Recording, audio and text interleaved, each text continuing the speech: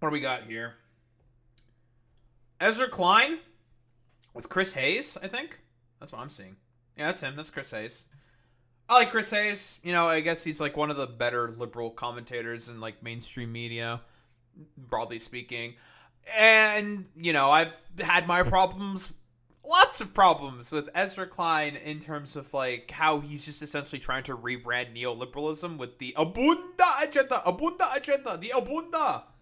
Well, you know, he's trying to do everything possible in order to, I don't know, make neoliberalism look somewhat fucking palatable in some way, even though it's like pretty much a dead ideology at this point. But you know, got to do everything possible in order to keep those nice billionaire bucks rolling in for the Democratic establishment, because that's what it's really all about, right? The only reason like why the Democrats are as dog shit as they are in terms of policy, in terms of like things that they believe in, is because they have the same like monetary interests now as the Republican Party, broadly speaking. And like no amount of rebranding of neoliberalism is going to help in terms of like solving that particular issue. You know, you want to know who might have a path forward for the Democratic Party? Zohran fucking Mamdani. So let's see what these guys have to say. I'm curious. We're definitely going to speed this shit up. The Democratic primary that just wrapped up in New York was a collision between two very different candidates on almost every level. Ideologically, outsider versus insider, name recognition, but it's also a collision in a way that I think matters for much beyond New York City politics, of two very different theories of attention. Andrew Cuomo ran a campaign that was based on a tried and true strategy of buying attention. Zohran Mamdani is a 33-year-old dangerously inexperienced legislator who's passed just 3 bills to defund the police. He actually wants to move the homeless into our subway stations. Zohran Mamdani, a risk New York. Yeah, by lying, Ezra, because Andrew Cuomo lied. He's not looking to defend the police or move homeless people in the subways.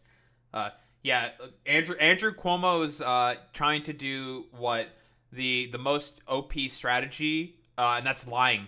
Lying to OP. Please nerf.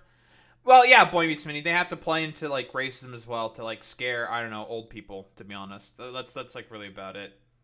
I'll listen, Boy Meets Mini. You don't need to wear a kurta in order to be canceled. I was gonna cancel you anyways. Can't afford. Cuomo had this gigantic super PAC with tens of millions of dollars, purchasing all the advertising money can buy. And then you had Mamdani, who was running a campaign on a very different theory of attention, a theory of viral attention. So what's your take? I should be the mayor. New York is suffering from a crisis, and it's called halal-inflation. Today, we're going to get to the bottom of this. Did you know that Andrew Cuomo gutted the pensions of hundreds of thousands of New Yorkers? The name is Mamdani. M-A-M-D-A-N-I. You should learn how to say it. And Cuomo got flattened. He got flattened. It was not close. There are things you cannot learn about how to win elections in other places from a off-year June Democratic primary in New York City using ranked choice voting. But there are things you can learn about how attention works right now. And that's in a large part the subject of this conversation. Now, not a New Yorker. Was it really attention? Like, I don't disagree with Ezra Klein here saying that attention was a factor in terms of Zoran's win.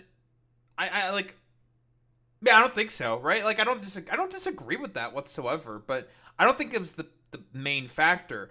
It's the fact that Zohran Mamdani is a populist. He was pushing for populist fucking policy, right?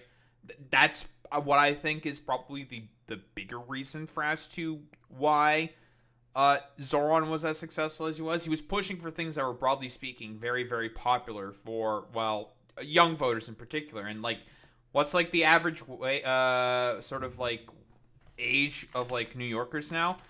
And, yeah, also, that's true, Alex. Yeah, people are sick of, like, do-nothing Democrats as well, right? Average age in New York City, it skews younger. From what I understood, it's like 38. That's the median age. So 38 years old. This is who like Zohran mostly activated. It was 38-year-olds. What's like the average age? I just went to median age anyways. Yeah, it's mostly young adults. So that's who like Zohran is mostly appealing to, right?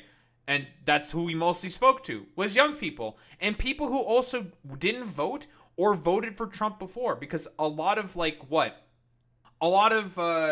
Trump supporters, or not Trump supporters, a lot of people who, like, immigrants who voted for Trump ended up voting for Mamdani. It's like the Trump to AOC effect, or Trump to Mamdani effect. Because it's more so a sign of, like, people are really, really tired. Like, let's be honest here. Yeah, you know, a stupid groper who also killed like a bunch of dumbass, like old people with its like really bad like old people home policy during COVID. He killed like Andrew Cuomo has like blood on his hands. Well, see, here's the thing, Sapphic Vibes. Like, it doesn't. Who cares about like qualifications and stuff like that? He's been working as an assembly member in New York since like several years ago, at the very least. Like, at least like I think it's like 4 years, 5 years ago or something. He's been like an assembly person. Other assembly people were also running to be mayor of New York. Like Whitney Tilson is just a random dumbfuck philanthropist, and no one ever made the sort of like qualification argument against Whitney fucking Tilson. So, meh. Like, if you have an agenda and you have like, and you're able to like run a campaign, you have ideas that you want to push for. I don't think like qualification should really be that big of a deal. It's a civilian position. If you're a civilian of New York, you should be able to try to run for that position. If you can appeal to people to vote for you, then that's fine, right? It's not about like qualification. Qualification's a complete red herring. That doesn't matter. Yeah, exactly, Alex. Yeah, he doesn't have the sexual harassment charges. That's true. But I want somebody who is a New Yorker, this deep roots here, and who really understands political attention. And so I asked my friend Chris Hayes, an MSNBC anchor and the author of a phenomenal book on attention in politics, The Siren's Call, to join me. As always, my email, EzraKleinShow@nytimes.com. Chris Hayes, welcome back to the show. It's great to be back. So, Zohran Mamdani won the primary. You sure did. You just wrote a book about political attention, and this was one of the most attentionally sort of remarkable and innovative campaigns I've seen. Totally. So I want to hear the Siren's Call analysis of the Zohran Mamdani campaign. So the first thing I would say about him is he genuinely came from nowhere. Like, I live in New York City and spend between 16 and 20 hours a day reading about and thinking about politics. And like, I knew there was a Democratic Socialist Assemblyman named Zohran Mamdani. Right. I didn't even know he was running for mayor until he popped up in my Instagram feed or TikTok, right? So at one level, like just to level set here, this is someone who had zero attention on him, who went from having zero attention to him to monopolizing attention in the race. And I think the way he did it was viral videos. It's the first time I've seen a Democratic candidate be totally native to the medium of our time, which is short vertical video in the algorithmic feed. I want to play one of them here. This is one of the first times he came across my radar, which was his video he did right after the 2024 That's the election. one, yeah. $1 million question. Trump. This was a good video, by the way.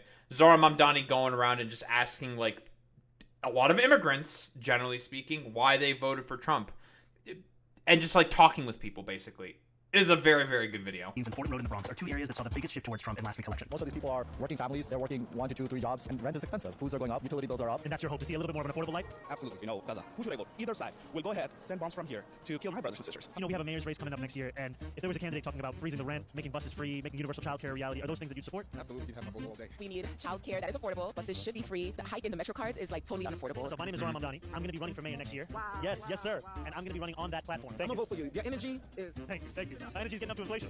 What struck me about that video when That's I saw true. it was It's a good video. you think that so many politicians do communication in terms of what they are telling you. And a lot of what was fascinating about Mamdani's campaign was he turns the act of listening into a form of broadcasting. That's exactly what I found so striking about it. When I first saw the video, I didn't know until at the end, when he's like, I'm running for mayor, I was like, oh. And there's two things about it. One is, the whole point is he's listening to people. And two, that is a very recognizable trope of this form of video. Right? Like, Well, I'm curious. Like, I mean, technically speaking, there, like, Chris Hayes isn't exactly wrong that like Zohran Mamdani came out of nowhere, right? I don't disagree with this, right? Like, but there is an old video. I completely forgot about this fucking video because, again, like the YouTube channel basically, I don't know, died, but they stopped, like the Gravel kids, right? There was a Zohran Mamdani made a video for the Gravel Institute, right? This is from 4 years ago. And here he is, right? Here's our man. Families across the country. That's it. But the truth is, this crisis didn't begin with the pandemic. And he was an assembly member back then, right? So he's been known, you know? He's been out there, you know? That's really about it. So, I guess it's just like one of those things where it's just like, in terms of like the attention economy, I do mostly agree with the fact that like, yeah, you know, like he did a very good job like seizing the algorithm in terms of, you know, pushing himself out, doing like viral sort of clippable moments, shit like that, yada yada yada. But more so the bigger thing that Zohran Mamdani, I would say, like mostly capitalized on was just like pushing for for policy that people wanted. I think that's probably like the biggest thing. It's mostly the policy platform, right? And he was able to communicate that in a really, really like effective way. Like the infamous Hawk Tuah girl, right? Is because there's a guy walking around Broadway in Nashville sticking microphones in people's faces. This is an established genre. So he's taking this established genre that has its own kind of like features and is familiar, and then he's doing this really innovative thing. I, as the politician, am not going to speak at you. I'm just going to put mics in people's faces and ask them questions. It's incredibly effective. He is the first politician I have seen be native to the thing that is after what I think we think of as social media. Yeah. Right. So there are a lot of politicians. Donald Trump is one of them. Bernie Sanders is another. Who, in a way, they were very dominant on Twitter, on Facebook, on a kind of mostly text-based, high engagement, social sharing era of media. And the thing that's come after it with TikTok, on Instagram, you see it now more on X too, is much more algorithmic, right? You can come out of nowhere much easier, and very visual, vertical video, not primarily text-based. Zohran was not dominant as a figure in like text on X. No. It was videos, it was visuals, it was fucking the graphic design in that campaign was beautiful. Yeah, The there's a colors, great New York the whole Magazine thing. piece about this. And He's a handsome guy too, I gotta say. great smile, always in a suit, right? So highly recognizable outfit. I mean, he was very visual. Like there was an incredibly consistent visual grammar. Totally. Right? There were very certain filters on most of his videos, and then when he would do more like videos about more intense subjects like ICE, they would take those videos, those filters off, Yes. or make a starker one. Right? His mother is right, like an amazing filmmaker. Exactly. Right? The visual, like his sense of film. Wait, his mother was his filmmaker? Really?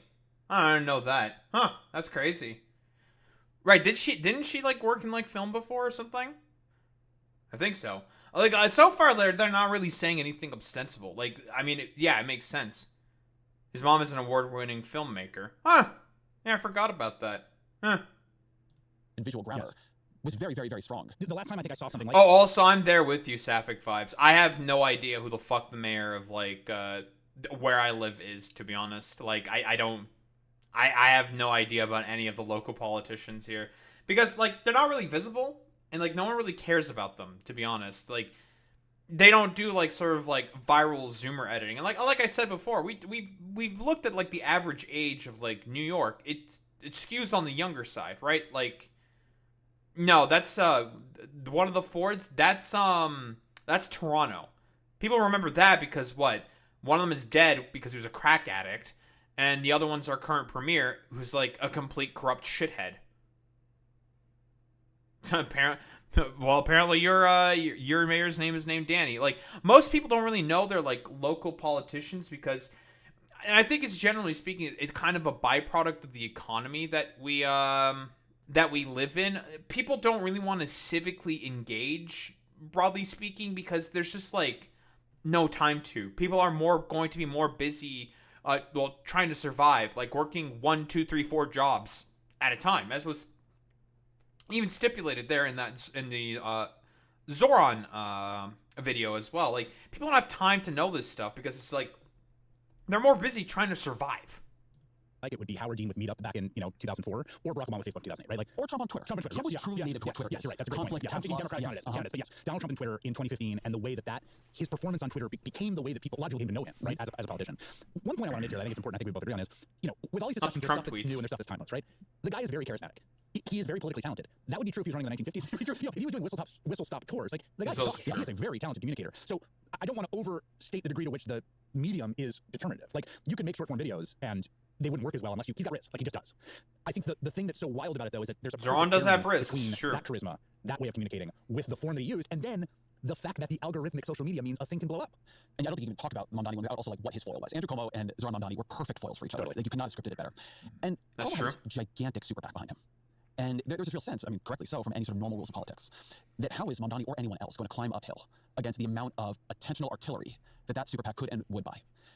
And we know that they were just absolutely dominating the airwaves, 24/7, basically. I cannot overstate to people outside the New York viewing area how insane the same ad. You know what I saw this ad was? I saw this ad one time. I mean, I saw it like 17 times in this one experience. Right, yeah. Because I was at a bar. Same. And they had a TV on. Exact same. And there was a moment in the middle of the campaign. Yes. Was on People like are, 21 times. one of the things that struck me the whole way through on the Andrew Cuomo campaign was how old its understanding of communication was. And the idea, at some point, I would watch people talking about Cuomo as a juggernaut, and intentionally. This is actually a pretty good point here by Ezra. I do agree with him. Again, like the main people that Cuomo was trying to get out were like more reliable older voters who listen to the fucking TV. But again, like I feel like that was always doomed to fucking fail because again, median age of like New York skews way younger. Like this was never going to happen.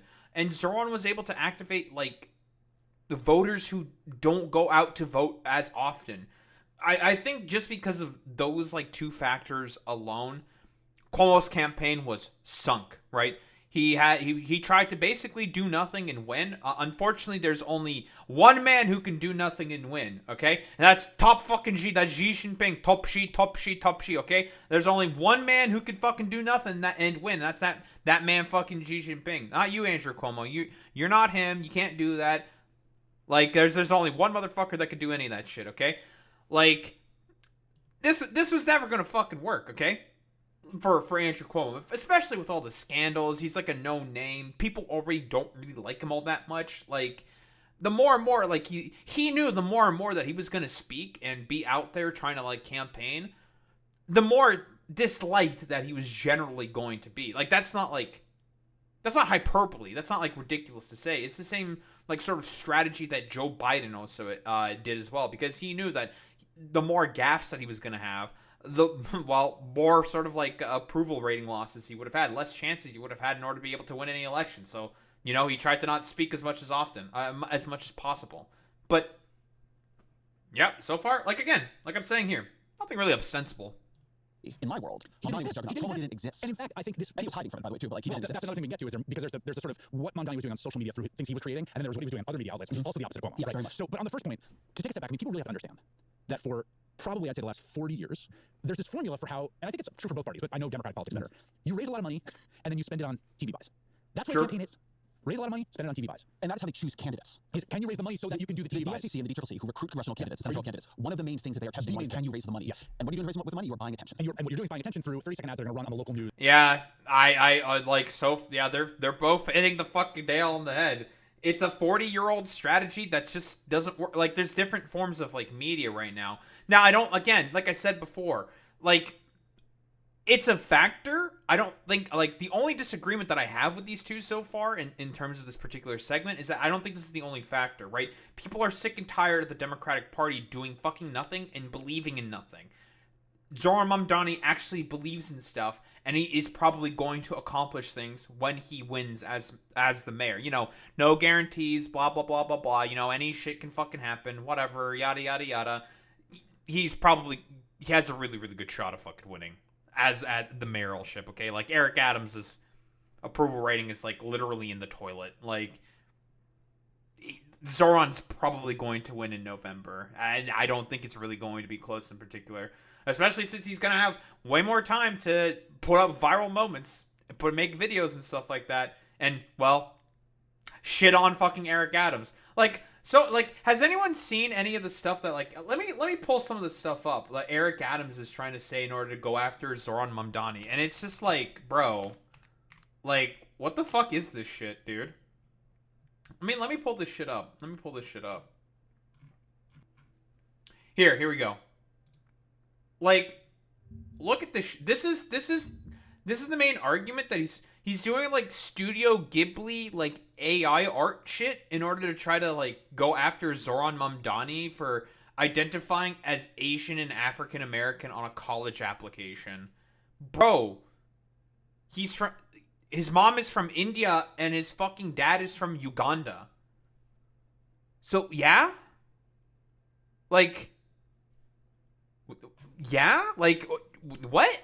Like, well, like, you, like, broadly speaking, do people understand? Like, it's just like, it's one of those situations where you're just like, okay? Like, what's the argument here? That it's a lie or something? Like, okay, who cares? Like, who cares? Like, it's weak. They have nothing on him, and they're scared. They're scared. They don't like him. That's because I'm pretty sure it is AI Sapphic vibes. I'm like 95% certain that this shit's like the Studio Ghibli, like, dumbass AI shit. And it's just like, you know, so far, like, the main stuff that Eric Adams is, like, pushing out there is all shit that's just like, look at the police. I love the police. Isn't the police hecking poggers and epic when nobody in New York likes the fucking police? So, like, I don't know. As your campaign, you know, manager, Eric Adams, personally, you should keep talking about, I don't know, the NYPD, which is an institution that New Yorkers very, very much so like. In the 3 weeks before the election. Yes. That is 90% of the campaign. I mean, the last 10% is, yes, you go to events and you shake hands. I mean, maybe it's 80%. I'm sort of overstating a little bit. But you saw Cuomo just run this play, which was limit media availabilities, only pick your spots, be confident that this enormous carpet bombing is going to happen late down the stretch. And it totally backfired and didn't work. And backfired and I really want to hold this It failed. because you cannot buy attention now the way you once could. You can only earn it. Yeah. And I think this goes back to the conversation we had right after the 2024 election, because I mean that was also Thank God that you actually have to earn attention now. Hey, conservatives. That's what meritocracy fucking looks like. That's how it fucking looks, you know? You gotta fucking earn that shit right now. You can't just, like, carpet bomb it. Yeah, you still kind of can, to be honest. The Charlie Kirks of the world, He's propped up by a bunch of billionaire money in order to, get attention of, like, I don't know, like, dipshits online in order to push, like, dipshit ideas and stuff like that. We love meritocracy, don't we, folks? Period. For all that Donald Trump really did have a lot of money behind him in that election, Kamala Harris had more. Yeah. She raised a ton of money. They spent a ton of money, and they absolutely did not dominate attention. Yeah. You're almost watching between Cuomo and Mamdani. It's like an almost pitch-perfect version of the old attentional strategy versus a pitch-perfect version of the most modern native attentional strategy collide. And I do think the underlying product here matters. Cuomo was just a bad product. He was a scandal-ridden, high negatives, very widely disliked, former governor who had to resign in this race, running against this sort of fresh-faced figure. But it also was a real collision of these strategies in a way that I do think people should watch. Like if I'm the DSCC or the NCCC, I would start thinking not about who do I think can raise money, but who can raise attention themselves by being out there on all these platforms and actually creating things that are native to the places they're running in, which will be different if you're an Ohio Senate candidate, or Wisconsin Senate candidate, than if you're a New York City mayoral candidate. But Wisconsin and Ohio and Missouri and all these places and Kansas, they have their own things that people care about and their own cultures. And they also, just to be clear, how else are people getting information now? Yes. Look, above a certain age and among certain demographics, people still sort of like consume the news as the news in whatever form that takes. Mm-hmm. More and more voters, and particularly voters who are in that outer concentric circle of political or news interest that Democrats lost by 15 points in 2024, that Democrats have struggled to win, like that you have to win if you're going to win Ohio, right? If you're going to be, those folks, like, how else are they going to know about you? If they're not watching the evening news when you're buying your ad points, and they're not watching network news, and they're not watching linear cable, like, literally, how do they find out about you? They're going to find out about you from their phones. Mm-hmm. So, well, how do you get to them? I mean, you really have to, like, think through this. Like, how will this person know that I'm running, what my face is, what I look like, what I stand for? Like, how will they know? And if you don't have a theory for that... You make videos, right? Yeah, you do make videos and stuff. That's other than we bought a bunch of points on TV. You're cooked. It's not going to work. We did this show a couple months ago about attention. It was after the election. And that particular show got very wide distribution among Democratic politicians. I'm sure you heard this too. And then so some of them would come to talk to me later, and they were trying to do video. And I have just thought a lot since then about why their videos are so bad. Right? Why the members of the Senate Democrats, and for that matter, House Democrats, they have a lot of money in their campaign committees. They have a lot of money for communications. They can hire very, very good people. And it's actually not the case that you can't make an argument about, the big beautiful bill or something go viral. Like I know you can because I do it, and you can because you do it. And I just look at what all of their content looks like, and I think, does nobody there have a sense of what they like to watch? Because definitely they don't like to watch. It's because it's okay, Ezra. I got you, bro. Okay, I got you, fam. All right. The problem is that it's all overpriced, overpaid, fucking consultants bullshit. That's what the GCCC and the DNC mostly pay their money to.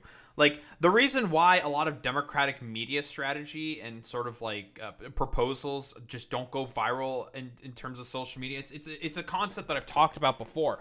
One of the reasons why that Democrats fucking lost in 2024 was because the vibe was just bad. The vibe was off. No, like, it was uncool to be a sort of like Democrat because, again, like, what were the Democrats pushing? Some like initially some like doddering old, like, out of touch moron who was like asleep like half the fucking time, seemingly, right? Even though, like, again, I've talked about Joe Biden's domestic policy platform, and it's pretty solid. Like, it wasn't bad, it was decent, but it wasn't enough to meet the moment. And so the vibe, the age of like the slow sort of like nibble around the edges like neoliberalism, well, collapsed and died in 2024. But again, like, the consultancy class makes it such that is the only thing that the Democrats can go for, because again, like, they have their own fucking interests, right? Just like the Republicans, the Democrats also want to make sure that they get those same revenue streams. And if they do anything that's too radical, they're going to lose those revenue streams. That's the problem. Generally speaking, the main problem that you have to still, like, always fixate on, in particular when it comes to politics, is money in politics. That's, like, the biggest, like, factor in there, right? And yeah, like you're saying, Alex, yeah, the consultant class is just money laundering with extra steps. And they are rapidly becoming completely useless. I wouldn't even say they're rapidly becoming. I think they are just completely useless. They're out of touch, elitist millionaires who, they don't understand the average plight of like the normal American citizen. They don't know any of that shit, right? Like, so the vibe was just bad, right? That's the problem. And like, it didn't help that the Democrats were trying to push Joe Biden initially. Then, like, Joe Biden, in his egotistical form, decided to just say, like, actually, it's Kamala Harris now. Fuck you, you all suck. And that just completely fucked over the Democrats. The vibe was bad. There's like no viral content. There's viral content about Trump because Trump's like a funny, doddering old fool, right? It's all wretched and terrible, but people can make viral content about that. And at least like Trump like kind of believes in things. It's a lie, obviously, but at least he was trying to push for some things that were good at least. But it's bullshit. It's complete fucking bullshit. He's a right-wing populist through and through, right? And everything that they say out of their mouths is a complete lie. It's just fraud, nonsense, stupidity, idiocy. And people just got the sense that, like, well, I think the vibe of the Republican Party is just better, and at least they're, like, pushing for things. The Democrats aren't. They don't believe in anything because the consultancy class are just like, yeah, you don't need to believe in anything. We can just, like, cruise by and it'll probably be really easy. You don't have to use, like, all these, like, digital platforms because, like, younger voters probably aren't going to come out anyways, right? I mean, that's just not true, right? Not true at all. Zohran Mamdani got a lot of younger voters to come out and vote for him. This. But you could put people in an interesting looking room. You can, like, maybe there actually needs to be the principal who has, like, a taste, but the absence of... Mamdani is the vibe shift, is overall what I want to say. Zohran is the vibe shift that the Democrats want. If they are, thinking strategically for once in their fucking lives, you start to try to kind of imitate. Put in, like, you can make, like, adjustments depending on the sort of, like, local area that you're in, but just, like, sprinkle some, like, sort of that, the Zohran magic in there, Stuff like that. Taste among people who are you've been watching skilled political communicators. Well, but that's weird to me. Here's a structural answer to that question, which I don't hold me to, but here's a hypothesis. Democratic Party politics are really complicated politics of multiracial, multi-ethnic, multilingual coalitions. In a way that in a lot of places Republican politics aren't. Now, Republican politics are coalitional politics too. You've got opposing interests, and I don't want to minimize that. All democratic politics in a pluralistic society are coalitional politics. Democratic politics are particularly from. I don't think that's a crazy thing to say. Mm-hmm. I think often the things that success in democratic politics selects for is skill at managing these coalitional tensions, which is a really difficult thing to do. Like, Hakeem Jeffries is very good at that. Nancy Pelosi is the best at it. No one, and I think including Nancy Pelosi, would be like, I want to listen to a Nancy Pelosi podcast. Like, I'm about to say, Hakeem Jeffries is the... I don't know about that one, Chris Hayes. Like, I don't agree with that at all. Like, what do you mean? Like, in terms of, like, managing, like, are we talking about, like, people in the House kind of a deal? Oh, I mean, sure, yeah, technically speaking. But, I mean, it's like, that's, like, a really easy thing to do, right? To get everyone on board to say no. But, like, it doesn't really matter overall because, like, Democrats don't have enough people in the House. Especially with all the, like, the Democrats that are seemingly dying in the House as well. Like, the Republicans sort of, like, vote share that they can afford to is... Yeah, in terms of, like, strategy, like, yeah, Nancy Pelosi was okay. In terms of, like, political efficacy, though, Alex, she's on fucking point. In terms of, like, political management... Nancy Pelosi she's like 10 out of 10 on that, right? Like navigating like sort of like political waters. She is very, very good at that, right? And in terms of like strategy, yeah, like not really. But then again, like strategy on like during the Trump administration's like really, really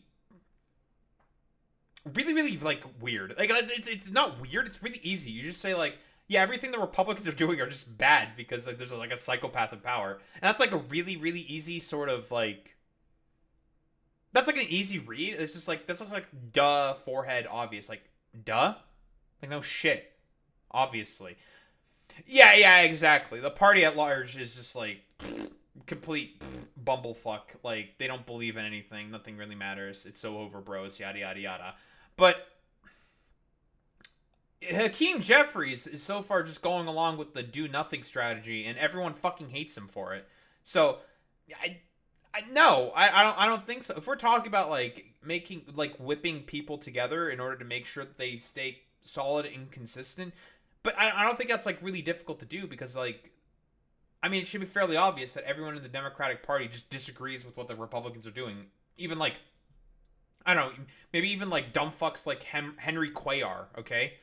Or other, like, blue dog fucking dipshit Democrats. It's just like, all right, I mean, this is, like, particularly egregious. Like, fuck this shit, Nancy Pelosi is not a great public communicator. She is a legendary, all-time great manager of coalitional tension. I think the coalitional politics of Democratic politics often involve select for people who are very skilled at managing these very different, difficult coalitional issues. That is a different skill than public communication to the normies. Okay, but let me push on this a little bit. I don't like. I think you're rolling this out. I think you're right about Hakeem Jeffries here, Chuck Schumer, right? Yeah. Absolutely. But you think about Cory Booker. Yeah, You he's think quite skilled. you think about Chris Murphy. Yeah. Right? There are high level. Why can't they do? Yeah, they're Chris Murphy walks across Connecticut every year. Yeah, he does that too. Cory Booker did the 25-hour filibuster, or not quite filibuster, Right, but long speech. Right. There is a dimension where I know they want to communicate. Right. I know they want what they're saying to break through. They are willing to say things. I mean, Chris Murphy's been very out there on the level of alarm he is raising. Yeah, he's one of my favorite guests on the show. About what Donald Trump I represents. like listening to talk. Their ability to translate out of Senate speeches. They're good podcast guests, right? If you were to rank Senate Democrats and how they're on a podcast, Murphy and Booker would be high up there. Yeah, definitely. But I guess the thing I am saying is that the amount of agita I've heard Democrats express about the lack of a liberal Joe Rogan, whatever it might be, as opposed to understanding attention as not something other people gift to you, but something you earn yourself, or you look for as a skill in other people, or you have some other kind of filmmaker coach you in. It's just, the gap is so much wider than it seems like it needs to be at this point. And like watching people just get flattened by someone like Mamdani really speaks to it. Yeah, I mean, part of the question here, though, right, is about there's a question about being native to new forms, where I do think that, for instance, it's been really interesting to watch. Here's an example. Your colleague Jamel Dewey, who is one of my favorite writers and public intellectuals in America. Love having him on my show. He's basically our age, roughly our cohort. He's gotten super good on TikTok. And it's been kind of wild to watch because I look at him generationally we're the same, and he's created a following, and he now he's come to kind of inhabit the forum in this really interesting way to me as I sort of watch this development. I have made a few TikTok videos, and they're not that good. Yes. And I think, I mean, I've not seen it. I think I'm a pretty skilled public communicator. This is what I do for a living. It's what I've done for a long time. There are these weird, we talked about sort of grammar, or there are these sort of differences of different mediums, formats, visual grammars at different times. That I also think here's actually a key thing. I think you have to be a consumer to be a producer, and I think this is a huge gap. I really think this is a real problem. I think now if I started to get serious about making TikTok videos, consumer in order to be a producer. I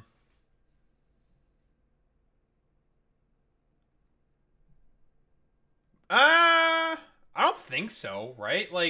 Most people who watch videos and short form content, you could consume that content, right? I hardly watch fucking TikToks. I hardly watch YouTube shorts, and I do for a channel of my size, broadly speaking, I average a good amount of views on most YouTube shorts and TikTok videos, right? They've been going up. I'm fucking tiny. But then again, I don't know. I think that just might be because of my rhetorical proficiency. Sometimes you just have to forehead get lucky, quite literally. Sometimes you just have to have a talent for it. Not that I'm saying that I'm a particularly big talent at it or whatever. I'm not a viral channel or whatever, right? I'm not. It's when it comes to algorithmic content, a lot of it is just forehead kind of get lucky sometimes, and sometimes it's just you just know intrinsically how the algorithm works, and you're able to sort of manipulate it, right? I'm not going to pretend to say that I know 100% how the algorithm works. It just kind of depends on the strategy that you want to go with, right? Overall, I would say what I'm trying to do is just say stuff and just put shit out there. Yeah, I watch YouTube videos basically every day because I don't know if I necessarily agree with the notion that you have to you have to be a consumer to also be a producer. It's I think it helps, right? You can get inspiration from different styles of channels and stuff like that, but if, for example, if you're doing that and it's very clear and evident that you're mimicking the styles of particular other political commentators, people will point down and just be oh, you're a fucking Hassan clone, you're a Vosh clone, you're a fucking this clone, and that's gonna be a bit of a turnoff to a lot of people, you know? Certain mediums are more efficient, better for people. Other mediums are not as good for people. Yeah, ! YouTube, comment, subscribe, do all that good shit, yada yada for that algo, yada yada yada. You know how it is.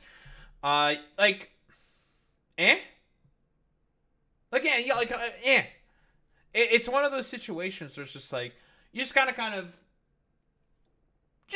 do stuff, you know? Certain mediums are going to be better for you. Other stuff, I think Chris Hayes is a very good news anchor. I like Chris Hayes. I think he's pretty solid. I don't 100% agree on everything with that he says, but I think for MSNBC sort of news anchors, he's one of the better ones, generally speaking, in terms of the stuff that he believes in. He's done a bunch of Majority Report interviews as well. And yeah, his politics in comparison for most mainstream establishment news anchors, not bad. Pretty decent. all things considered. Like, could it be better? Yeah, sure. Like, whatever. But, like, anything can be fucking better, to be honest. Like, it's one of those situations where it's just like, I don't think I necessarily agree with the idea that in order to be able to be good at producing particular content, you must also be a consumer of that content. Like, it helps to be a consumer of that content to get ideas and like inspirations and stuff like that for us to like how to make your own sort of content. I don't disagree with that, but does that mean you're going to be like a good producer of it? Are you going to be a good replicator of it? Well, that's another question, right? Like, talk to camera. Having watched a lot more, I would be better now, and if I practice, I get better. But the sort of like textural sense Mamdani has for the format, I think is both personally his talent and the people that are working with him, which by the way, I would love to read a reported piece on that, like how they did it. But I think that like you can't just like read some packet or just jump in from nowhere. But that seems like a thing where you should be looking for certain kinds of talent. Yeah, I agree with. Right, there's a reality that a lot of people who run for office are news anchors. Yeah. It's not an unbelievable number, but there's a lot of rich people who run for office because they could self-fund. Yep. And then you have a lot of people who had experience. I mean, Mike Pence had been a talk radio host, yep. Right? Carrie Lake, right, had been a news anchor. Right? Like, a lot of these people have experience in front of the camera. And I just think you're going to start, if both parties were smart, they would be looking for people who have attentional skill. Yeah. So one thing we saw here is that, yes, Mamdani was trying to make a selection about affordability. Aren't they trying to do that, though? Like, there's, like, Harry Sisson, like, Dean Withers, and all these other, like, dudes, right? Right? Yeah, they're trying to do this. It's just, like, I don't know. In, like, Olivia Juliana, like, Mika Irfan, I think his name is. The Democrats have their own, like, political influencers. They do. They do. It's just that no one really cares. No one, like, really likes their vibe. Like, no one really cares about their vibe, kind of a deal. It's just like, like, whatever. And I pointed before, it's more of a fundamental issue with the Democrats as a party at the moment, right?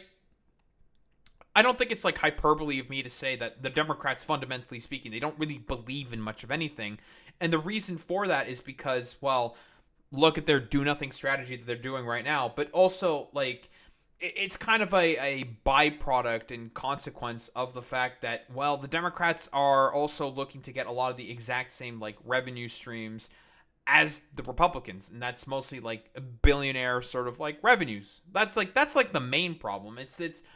I like, you know, I do the stupid, like, James Carville meme all the time now, seemingly. It's the economy, stupid. And, like, Democrats, they are better in terms of, like, economic policy in comparison to the Republicans.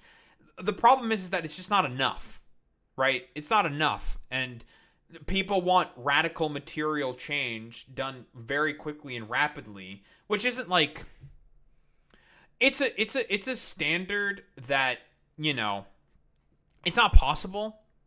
Not because it's not politically efficacious, but because it's kind of like difficult for the bureaucratic machine that is the United States political system in order to be able to do such radical changes in such a short amount of time. It's going to take time. Like, that's just how the inherent design of Congress is, and that's more of a broader general issue with Congress and, like, the legal systems that exist within the U.S.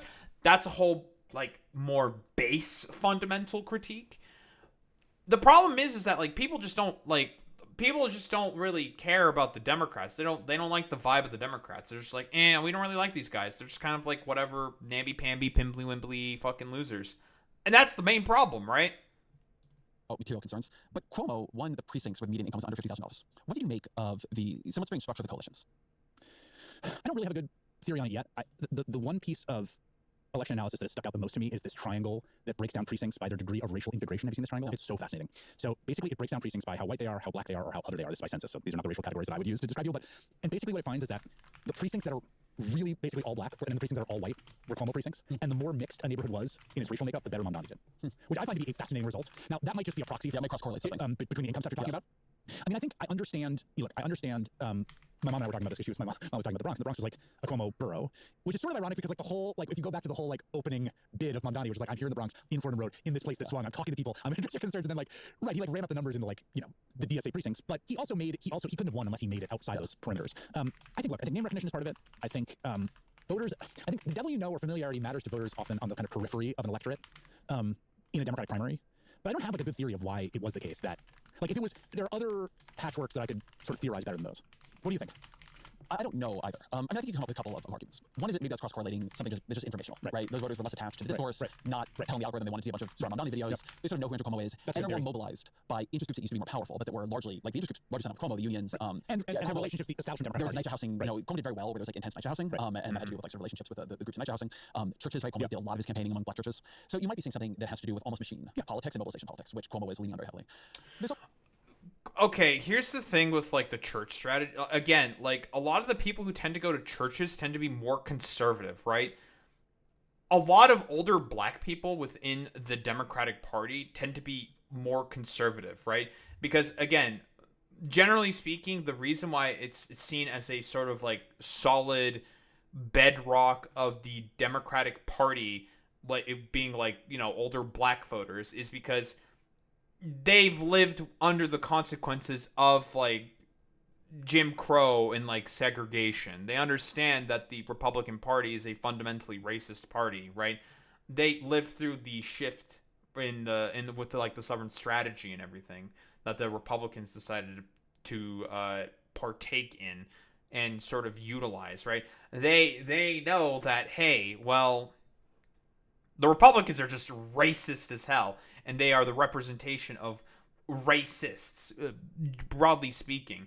So that's like the general sort of reason for as to why, like, again, I would say in terms of like more conservative Democrats, like Andrew Cuomo is like a more like sort of representation of them, because it's just like these people are never going to fucking vote for the Republicans, right? Like black people are not going to vote for the Republicans. They know that the Republicans are just like a racist, irredeemable like pile of shit, right? So they're not gonna vote for them. That's like honestly probably like a bigger reason. Like Cuomo's just like more conservative, and they're more okay with like status quo, like nothing really changing kind of politics, when that's just like broadly speaking not what the general electorate wants. Like that's just like a very like solid coalition, but smaller coalition that exists within the Democratic Party. It's also a crime and disorder question here, right? So if you are making, if you're making like $30,000 a year, you live in NYCHA housing, you are much more exposed to crime and disorder than a voter in Williamsburg making $137,000. Adams won running against crime and disorder, running up the totals among working class voters. So we know that politics is powerful. I have this sort of view that Mamdani could only have won in a time when crime had actually gone down quite a lot, as it has, because if this really was a big crime and disorder election, I think that would have been a big problem for him. He wasn't well trusted on those issues. Another is that this. Yeah, but the thing is that like that's just a lie that Cuomo's trotting out. Like crime has been going down in New York. Like crime rate in New York, like it's going down, dude. It's been declining since the 90s. Like we can look at the fucking graphs and shit, right? It went up a little bit during COVID, but that's like to be expected, because that was because of the pandemic. So that makes sense. But otherwise, like generally speaking, and this is from the NYPD itself, it's been going down. I do not want to sign up for your newsletter.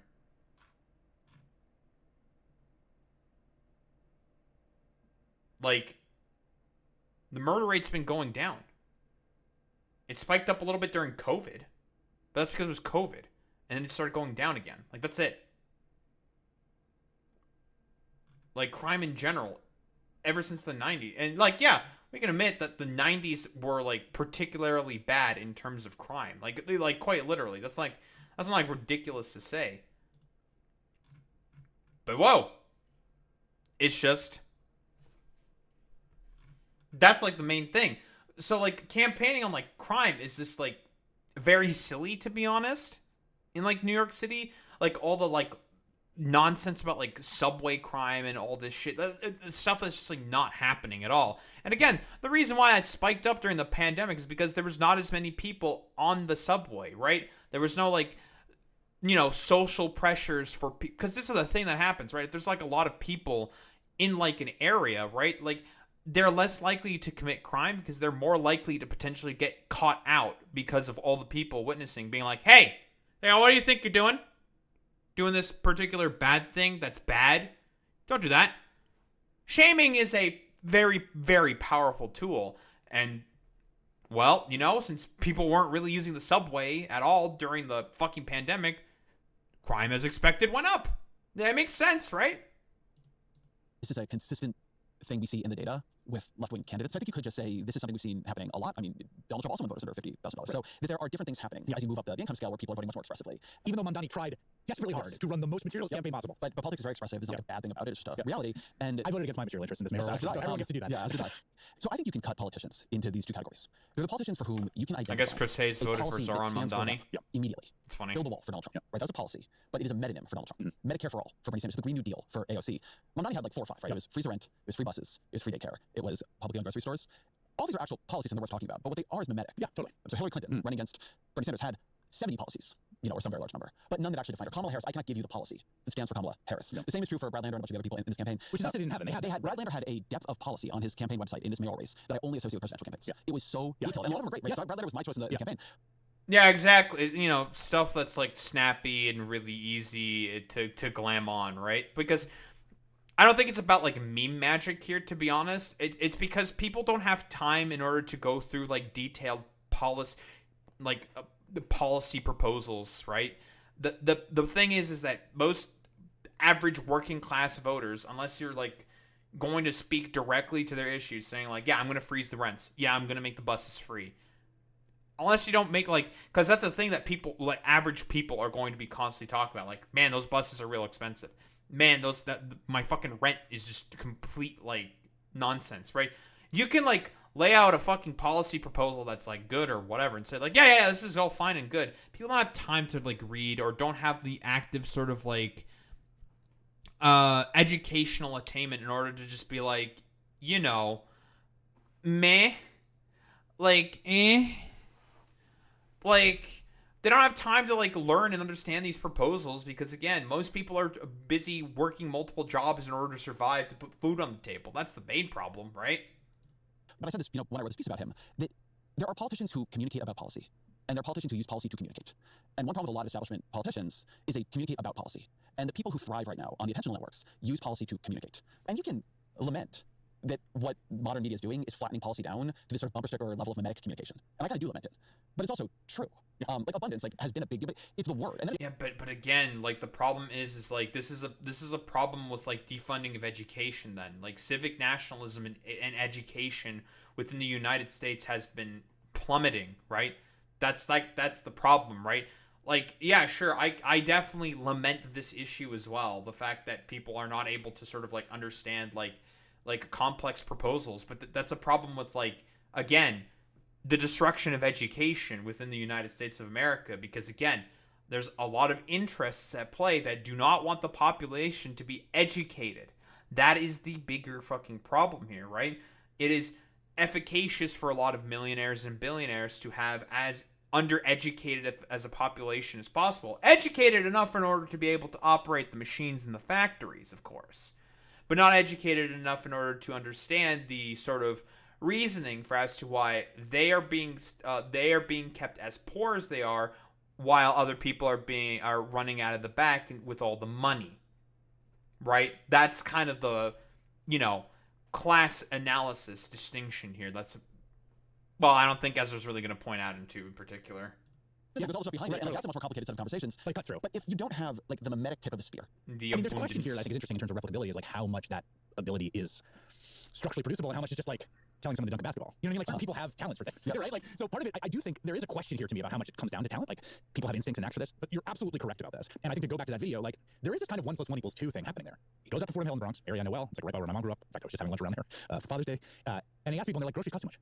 And then the end is like, we're going to try public grocery stores. Now, to be clear, the grocery business runs at margins of like 1 to 3%. So it's not private profit that's making the price of groceries more. I'm not convinced that the solution is going to solve the problem, particularly in this case, which I think is sort of the most dubious. But it's also like, I don't know, worth trying. And it also is an attempt to address people's concerns. I've had a lot of conversations with people about publicly owned grocery stores, and I basically understand this modest pilot of like 5 stores that he's proposed as getting caught trying on something. Yeah, right. I do think this gets to something very real. Are the only policies that can become mimetic in this way these sort of huge, sweeping, they conflict at their heart, they make people not like them at the same time, they make people like them, build a wall, Medicare for all, ongoing rent freeze. Can policy be mimetic? Can it be communicative? And be good. I don't just mean be good, because I'm not I think it would be great. Like if you can pay for free daycare, terrific, right? I think we should have free daycare. So I don't want to just create a good, bad division here. Like all good policy is complicated. And, that's not my belief. But there's a way in which to survive, mimetic products have to be simple. Yeah. Memes are simple. The thing behind the meme might be complicated and good or bad or whatever, but there is just something, for something to get energy, I think it has to be like easily rememberable. I think it has to be big. Yep. It has to activate something people care about, and it probably has to be controversial, right? Medicare for All dominated. People forget this now. Every 2020 Democratic primary debate, if I remember, was like just a lot of Medicare for All debate. Anybody who knew anything about what kind of Congress that Democrat was going to be facing, no matter who on the primary, knew we were not going to get Medicare for All. Faz Shakir, Bernie Sanders' campaign manager, was on my show like earlier this year, or maybe late last year. Right, saying like we would have gotten as close as we could get, but we basically we would have expanded the age range of Medicare, right? Everybody knew it. Right. So yeah, they would not have probably gotten it, right? Probably not. And like, if Bernie Sanders were to win the hypothetical presidency, probably not. But then again, the reasoning for that could be partially because of like bureaucratic nonsense. I don't disagree with that, right? But more so, there's a lot of interests within Congress itself and out of Congress that would make sure that Medicare for All would not become a policy, right? Like, again, like, we are talking about Ezra Klein here. Ezra Klein's sort of like main thing is obviously the abundance in general agenda, right? And again, the main criticism that I have levied at the abundance agenda is the fact that it is wholeheartedly unwilling, not incapable, but unwilling of addressing the root causes for as to why a lot of efficacious, like, progressive policy doesn't get passed, right? It's because of the like activist groups and sort of like congressional sort of like lobbying groups, and it's just like, sure, they have an effect. Okay, yeah, I don't disagree with that, but they're not the main problem. That's not the main issue. There's a lot more at play here, Ezra. It's not just those guys. But the reason that it could dominate so much was it unleashed controversial energy. Yep. Right? There was a debate. Would you abolish all private health insurance? Were you willing to raise taxes on middle-class Americans? It was intentionally salient because conflict is intentionally salient. Exactly. And so one thing about these very big policies that are somewhat impractical in their nature is that they create that. Yeah. I don't believe that. I'm saying that's sort of like from the POV of the establishment. A lot of policy is built for compromise. Yeah, right. But these are not built for compromise. I think we have a good tangible example in recent history in exactly this context from the mayor that Zohran Mamdani says was the best mayor of his life. They got the New York Times very mad at him for saying so, which was Bill de Blasio's universal pre-K. No, as a non-New Yorker, Bill de Blasio sure seemed like a perfectly good mayor to me. My kids in 3K. I'm a de Blasio. Let's talk about universal pre-K for a second. Universal pre-K did have that mimetic energy. It's simple and straightforward. Like, every kid in the city has to go to kindergarten. We're going to make a new grade below it. And this is informed by real empirical work that's been done. And we're going to have a tax structure that funds it and makes it happen. It was controversial at the time. There were lots of people who said it was a bad idea. You're going to put local daycares out of business. I mean, there was conflictual energy around it. And then they delivered it. And I sent my first kid, to, it was year 2 maybe that it was up and running. And I walked into the school that had been leased by the Department of Education, that had formerly, I think, been a big Catholic school. There were like, this is like one of the biggest pre-Ks in the whole city. It's like 20 classes. I was like, this is the most extraordinary accomplishment I've ever, like, I can't believe you guys stood this thing up. And then my kid's going here for free and comes out every day, like, so. Like, whoa, guys, it's almost as if, you know, taxing the shit out of billionaires, forcing them to pay more money for good public policy is it's a good thing. Controversial, I know. Like, you know, it turns out, like, if you know, do things, the state can actually, like, do things in order to benefit the general populace. The problem is that there's not a lot of political will, generally speaking, amongst establishment Democrats to do that kind of stuff. That is the fucking problem. And Democrats are, broadly speaking, not willing to do any of that stuff. So that's an example. I just want to give an example of, like, everything that you said. It was mimetic policy. It cut through. It identified Bill de Blasio. It was one of the hugest things. They got into power. They actually did it. It actually worked. Like, that is an example of all of those things happening. Is mimetic policy such a good question? Always like this? And then 2, does it then create a governing problem? Yeah. Because, look, here's the thing. I see a lot of people, like, on Twitter celebrating Mamdani's win, and I think Mamdani's win is exciting, but I've said this before, like, the downside for him is not that he loses a primary. Like, the bad outcome is that he wins and fails at governing, right? He cannot get the tax increases he needs from Albany. He does not control the tax increases he needs for this agenda. And Kathy Hochul has said no. Like, we're like, she's very clearly, no, like, raising taxes like this pledge, and she's not going to break it, so he's not going to have the money he needs. An extended rent freeze. I know people do nonprofit housing. Same. And there are people who are ideologically aligned with Mamdani. And they do not think this is a good idea. Yeah, I know exactly. I know people in nonprofit housing. And the reason is, like, over, you know, you do it for 1 year, okay, fine. But over an extended period of time, you will reduce the incentive to build that housing. You will reduce the incentive to care for that housing. He's like, Mamdani will say, like, oh, you have these other programs you can apply to for relief, and, like, all that stuff. Well, it's because, again, like, it's all because they're, like, probably captured by real estate developers who want to make a fucking profit, right? The reason why people are not okay with that and because they're not going to build any housing is because, again, real estate developers are the main guys who are unfortunately building the fucking housing, right? You could just, like, build more public housing, right? Not have a public-private partnership, right? You can just, like, hire people to try to build that fucking housing in particular, in line with, like, regulations and shit like that, right? There's ways around this fucking problem, like, quite literally. The issue is for us to what real estate developers, and the reason why they don't build stuff is because they want to make sure that they're going to get their bag, right? It's a byproduct, it's a consequence of commodification of housing. It's complicated, and, like, you make a market less like profit will be in, and fewer people will be in it. A lot of the things like free daycare you probably just can't pay for. Right? Yeah, again, like I said before, the problem is that there is a marketable sort of profit motive within housing. That is the issue. If you set up these expectations and then you don't meet them, is it okay because your supporters know you tried, or is it a kind of like a structural thing where you have set yourself up for failure? I think it's the most important question in some ways. I mean, one thing I would say is I like experimentation and new ideas. So when he was asked about the public groceries, I think it's in the Bulwark podcast, and he says like, "We'll try it. If it doesn't work, say love you." Yeah. And like, I love that answer. Politicians never give that answer. They never give that answer. Like, let's try, the person who really most embodies that spirit is FDR. If you go back and read about the first 100 days, and like they're just trying a lot. Like we now think about FDR as this colossus who remade the relationship between the citizen and the federal government, right? A lot of that stuff did not work. Like fully failed. Like a lot of the interventions failed. They did a lot of clunky stuff. Like there was a lot of totally different time. He had this enormous mandate. It was a crisis. But I will say that like true. I like the idea of experimentation. I like the idea of these ideas coming from outside of what like the consensus around sensible policy is. But the test for it is, can you deliver? Mm-hmm. One thing that struck me a lot about Mamdani was his ability to listen. Like the census zeitgeist, but also to listen to voters, right? The relentless focus on affordability, right? That was an act of listening. Totally. And then being able to respond to it. And it's been one of my views for a while. It's actually is the introduction of my book, that we have moved into an era of politics that is going to be all about affordability, right? That you could see this in the 2024 election, that it had to do with the inflationary crisis of 2022, 2023, but that inflation had left an attention to like an affordability crisis that had been building for a very long time in homeownership and healthcare, et cetera, that was not going to go away. And so like future politicians. I wonder why everything is not affordable, Ezra. It couldn't be possibly because of all the sort of like laissez-faire systems that currently exist in order to squeeze out as much fucking profit as possible. This isn't a problem with like inflation. This is a problem with like price gouging that corporations are doing using inflation as a justification. Again, I reiterate this point. The main root cause of the problem here is the profit motive that corporations are exploiting in order to make as much money as possible on, well, things that probably should not have a profit motive, like food, or medicine, or housing. Some food for thought there. We're going to have to develop a set of ideas and a way of talking about bringing costs down, not just bringing subsidies up. And whether Mamdani's particular policies will work to do that, he really struck me as a politician native to this era of concerns. I mean, think about the rent freeze, right? Mm-hmm. He wasn't saying, we're going to give rent rebates through a tax filing where you file a tax and we'll give you $150 back. He was like, no, we're just going to cap the price. Yeah.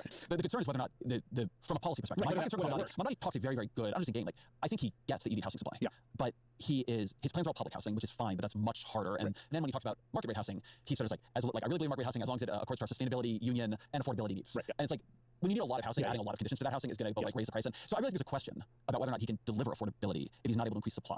I would feel better about a rent freeze that was paired with an incredible explosion of building. It comes like the abundant shit. We were freezing rents and there were cranes everywhere. Right. Okay, fine. Like because maybe in 3 years we have a lot of housing coming online. But if you at this level of supply creation, you freeze rent for an extended period of time, you might begin to like constrict supply down the road and create a bigger problem for the future. And the thing is, there are some levers we could pull on this. Damn, it's almost as if there might be a problem with profit incentives in housing, and that's more than like. Well, again, Zohran Mamdani is not going to be able to sort of address that issue. That is a broader general problem with the U.S. in general. He's not going to be able to sort of like fix that issue locally in New York. That's like the main issue. The fact that it is very difficult in general in order to build particular kinds of housing because, again, as has been said before, realtors and real estate developers, they're not going to build particular housing within lots that they have allotted for housing if those particular housing developments are not going to be able to turn a profit. The issue is the profit motive, the incentivization for profit above everything else. That is the main root cause. Housing is a particularly tough one because it takes time to build houses and make it hard to build houses. I'm very skeptical that Mamdani can make free daycare happen. I don't think he's got the money to do it. There's more infrastructure that was needed even for a 3K. Yeah. But you could conceptually do free daycare. Definitely do it nationally, right? There are ways to approach some of these things, but I think this is what politics economically is going to be about for an extended period. I think one wrinkle to the housing question, which I think is a really important thing to always keep coming back to when you discuss in your book, one person's price is another person's income, right? And we saw, I think last week we start to see in the Case-Shiller housing price index some flattening, maybe even going down, right? After a period where they've been going up for the last 5 years. There's a real, genuine material conflict in New York City between renters and homeowners. Like, it's not false consciousness, it's not a distraction, it's not culture war bullshit. Like, if you own a home and most of your wealth is in your home, you want to see that wealth go up. Yeah. If you are trying to enter the housing market or a renter, rising house prices are bad for you. And you will probably not be excited about Mamdani or anyone coming saying we're going to build a ton of public housing next to you. Yes. That's the other thing that's very difficult about public housing and affordable housing is that all these homeowners who want their high home prices do not want that down the block from them. And that material fight. Damn, sucks to suck then. Yeah, fuck them.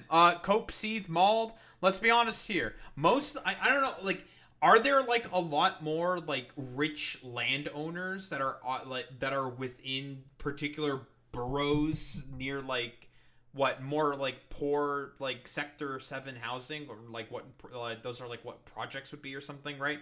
In like more like middle class like neighborhoods and stuff like that. Like most rich people that are from New York do not live within New York City, broadly speaking. Section 8, thank you, Boy Meets Mini. Like not that's not like that's not really a thing, to be honest, right? Like the thing is like most of the people who are rich, who would be NIMBYs in this particular instance, they don't live within New York City itself, right? Like they're out in the suburbs or in New Jersey. That's where a lot more of the rich people are going to, like or like particular like rich suburbs.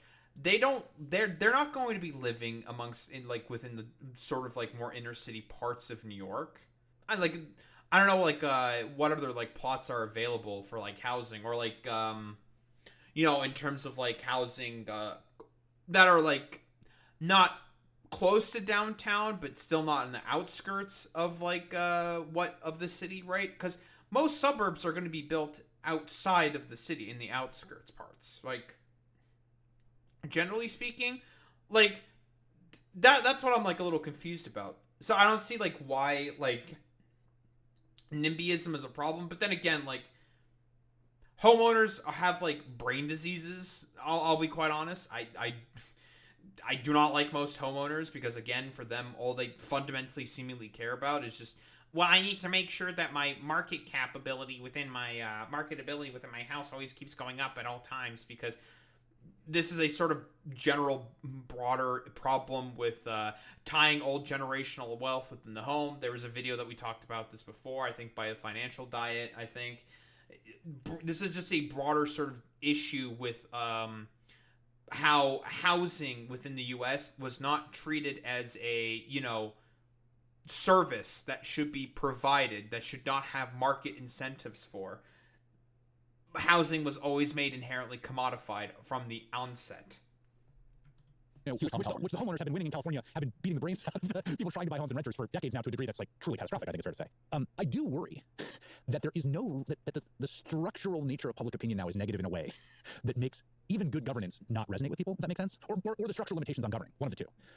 That it's just very hard, because of how many things contribute to a working class person who lives on Fordham Road being like, man, I am squeezed in every direction. Can Zohran Mamdani unilaterally make it so they don't feel that way? It's hard to say. Can they feel that I got a mayor who's trying to make my life better? Yes. So translating this kind of communication from campaign to governance, not that many people have had to do it, but Obama had to do it, and I would say he failed to do that.